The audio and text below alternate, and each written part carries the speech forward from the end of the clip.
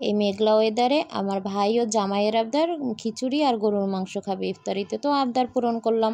আসসালামু আলাইকুম এভরিওয়ান, আপনারা সকলে কেমন আছেন? আলহামদুলিল্লাহ আমি মেল্লা ভালো আছি। আবারও নিয়ে আসলাম আপনাদের মাঝে একটি লং ভিডিও নিয়ে। সকলকে জানাই রমাদান মোবারক।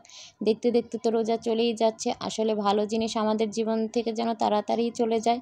আর রমজান মাস যেহেতু একটি পবিত্র মাস, আমার কাছে রমজান মাসটা খুব ভালোই লাগে। তো প্রতিদিন এই সংসার আর রান্নাবান্নার কাজ যেন শেষই হয় না। আর সব কিছু গুছগাছ করে রাখবো, কালকে আবার একই কাজ যেন নতুন করে পড়ে আছে এটা মনে হবে। ঘরের কোনো কাজই করি না যেন। আর আপনার ভাই তো বলে সারাদিন এমন কি ঘরের কাজ করো যে বাচ্চাদের টাইম দিতে পারো না। আসলে আমি ঘরের যে কী কাজ করি তা নিজেই বলতে পারবো না, আমার হাজব্যান্ডকে কী বলবো। তো আজ অনেক কাজ পড়ে আছে। আপনার ভাইও অনেকগুলো মাছ নিয়ে আসছে। এখানে ইলিশ মাছ আর দুটো পাঙ্গাস মাছ ছিল। আমার ছেলে আবার পাঙ্গাস মাছটা খুব পছন্দ করে। অন্য মাছ দিলেও তাকে পাঙ্গাস বলেই খাওয়াতে হবে। তাছাড়া আমারও পাঙ্গাস মাছটা পছন্দ, আমাদের ঘরেরও সবাই পছন্দ করে। তবে লোক লজ্জার ভয় বলতে পারি না। তো খাবারের মাঝে কোনো লজ্জা রাখতে নেই, হালাল খাবার আলহামদুলিল্লাহ সবই খাই।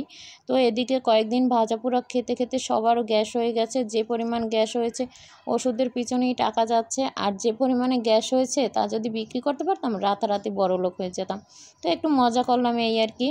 তো মেঘলা মেঘলা ওয়েদারে ভাই আর স্বামী যখন আবদারি করেছে খিচুড়ি খাবে, তো রান্না তো করতেই হবে। আর মেঘলা ওয়েদারে আমারও খিচুড়ি রান্না করতে প্লাস খেতে দুটোই ভালো লাগে। শুধু খেতে মন চাইলে তো হবে না, যেহেতু রান্নাবান্নার মন্ত্রী ঘরের আমি, তো আমাকেই রান্না করে খেতে হবে। আর আমার কাছে রান্না করতে খুব ভালোই লাগে। তো খিচুড়ি আর গরুর মাংস রান্না করে ফেলবো ভাবছি। তো এদিকে অফ ক্যামেরা সব কিছু কোটাকাটি করে রেডি করে ফেললাম। এইদিকে ভোর রাতে রান্নাও করতে হবে। তো ভাবছি ইলিশ মাছ ভুনা করব আর চিংড়ি মাছ দিয়ে লাল শাক রান্না করব। ভাজির থেকে আমার থেকে রান্নাটাই ভাল লাগে।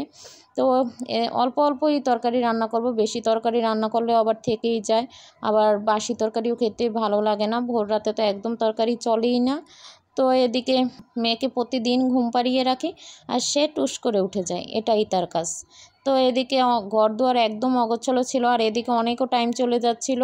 ঘরদুয়ার অগোছালো দেখে আমার ছেলে ঘর ঝাড়ু দিচ্ছে। আলহামদুলিল্লাহ সে আমাকে মোটামুটি যতটা পারে আমাকে অনেক সাহায্য করে তার বয়স অনুযায়ী।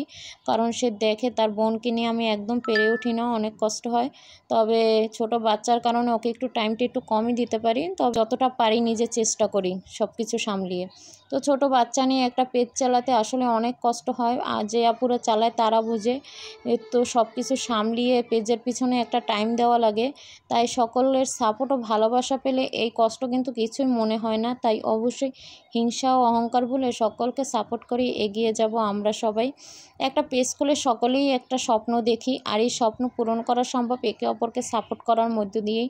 তাই চলুন আমরা একে অপরের সদস্য হয়ে যাই এবং লাইক কমেন্ট দিয়ে পাশে থাকি এবং যার যার পরিচিতি বাড়াই। তো ভিডিওটা কেমন লাগলো জানাবেন, আর ভালো লাগলে অবশ্যই নতুনদের পাশে থাকবেন, সাপোর্ট দিয়ে তাদের কাজ করার অনুপ্রেরণা যোগাবেন এবং ভুল ত্রুটি হলে ক্ষমা দৃষ্টিতে নেবেন। আর ভুল ত্রুটি হলে অবশ্যই আপনারা কমেন্টে আমাকে ধরিয়ে দেবেন, আমি এটা অবশ্যই শুধরাবার চেষ্টা করব। তো ভালো থাকবেন, সুস্থ থাকবেন, আল্লাহ হাফেজ।